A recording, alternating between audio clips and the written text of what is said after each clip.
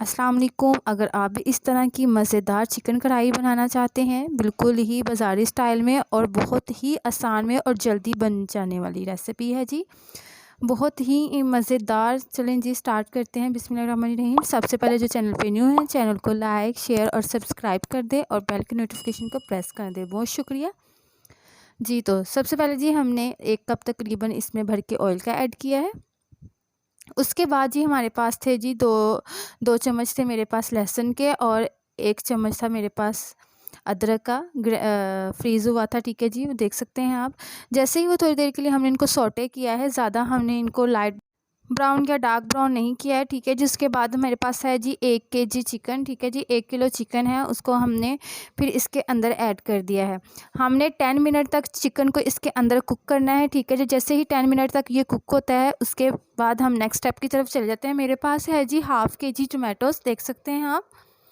हमने टोमेटोज़ को अच्छे से धो के वॉश आउट कर लिया है। ठीक है जी, उसके बाद जी हमने इनको ग्राइंड करना है। ग्राइंड करने के लिए हमने इनके 1 टमाटर के हमने तकरीबन 4 पीसेस करने हैं और 4 पीसेस करके हमने कुछ इस तरह जग में ऐड कर देने हैं।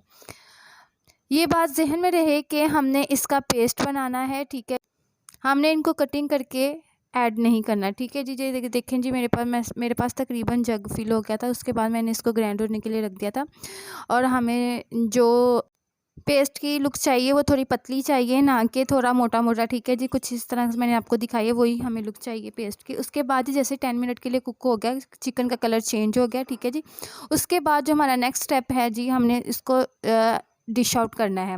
हमने चिकन को निकाल लिया है। ठीक है जी, और बाकी का मटेरियल इसके अंदर ही है। जो हमने टमाटो का पेस्ट बनाया था वो हमने इसके अंदर ऐड कर दिया है।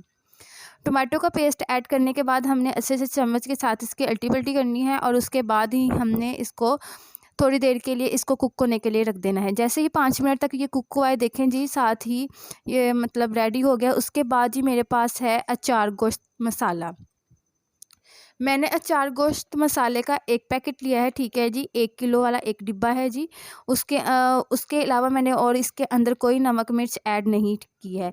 1 केजी के हिसाब से मार्केट में इजीली अचार गोश्त का 1 किलो चिकन के लिए डिब्बा मिल जाता है। ठीक है जी, आपने हाफ़ इसके अंदर ऐड करना है और हाफ़ हमने रख देना है नेक्स्ट स्टेप के लिए। और नेक्स्ट स्टेप हमारा ये है जी, हमने इसी पाउडर से जो अचार गोश्त का मसाला है, इससे हमने मिर्चों की फिलिंग करनी है। ठीक है जी, देखें जी तकरीबन ये 10 मिनट तक कुक हुआ है। उसके बाद हमने जो चिकन निकाल के रखा हुआ था, डिश आउट किया हुआ था, वो हमने फिर से इसके अंदर ऐड कर दिया है और इसकी अच्छे से अल्टी पल्टी की है।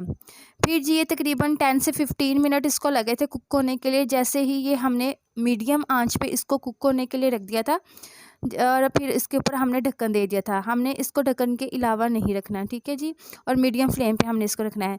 जैसे ये पकड़ा था उसके बाद ही हम नेक्स्ट स्टेप की तरफ चले गए। मैंने ये बचा के रखा हुआ था जी अचार गोश्त का मसाला। ठीक है जी, देख सकते हैं हम।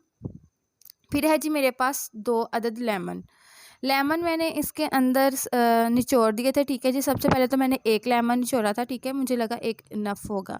फिर जी मुझे दोबारा से जब मैंने देखा है कि मुझे और रिक्वायरमेंट थी, फिर मैंने इसके अंदर 1 और लेमन निचोड़ लिया था और उसके बाद मैं आपको इसकी लुक चेक करवाती हूँ, उसकी लुक क्या थी। आपने देख लेना है। अगर तो आपके पास जितना मसाला इसका बचा होगा, आपने उसके हिसाब से इसके अंदर लेमन ऐड करना है और ये वाली लुक चाहिए। ठीक है जी, फिर जी बाज़ार में मिलती हैं जी मोटी हरी मिर्चें। मुझे मार्केट में नहीं मिली। मुझे मतलब इस टाइम फ़िलहाल वक्त यही रिक्वायर थी, तो इसलिए मैंने नॉर्मल साइज़ की मिर्चें नहीं। अगर तो आपके पास मोटी साइज़ की मिर्चें हैं तो वो बहुत ही बेस्ट है, अचार को गोश्त के लिए बहुत ही बेस्ट है। आप कोशिश करिएगा कि मार्केट में हमें बिल्कुल ही मोटे साइज़ वाली मिर्चें मिल जाएँ, जो कि बेस्ट होती हैं। देखें जी, जो मेरे पास साइज़ था मैंने उसको अचार गोश्त के साथ मसाले के साथ फिलिंग कर ली थी उसकी, और जो बाकी का बचा था वो मैंने फट से हंडिया के अंदर ऐड कर दिया और बाकी मैंने फिलिंग कर ली।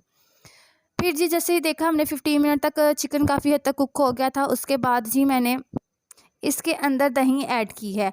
दही मेरे पास 1 प्याली थी। ठीक है जी, देख सकते हैं आप, और वो भी मैंने बीट करके इसके अंदर ऐड किया है। आपके पास हैंड बीटर है तो आप हैंड बीटर की मदद से बीट कर लें। हाँ, लेकिन जो हमारा मेन पर्पज़ है वो यही है कि हमने दही को इसके अंदर बीट करके ही ऐड करना है। ठीक है जी, बीट करने के बगैर हमने इसके अंदर ऐड नहीं करना।